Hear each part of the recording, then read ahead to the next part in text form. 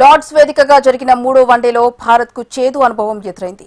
27 పరుగుల తేడాతో ఇంగ్లాండ్ విజయం సాధించి 3 మ్యాచ్ల సిరీస్ను 2-1తో కైవసం చేసుకుంది. భారీ లక్ష్య ఛేదనలో హిట్మ్యాన్ రోహిత్ శర్మ 138 పరుగుల వీరోచిత పోరాటం చేసినా ఫలితం లేకపోయింది.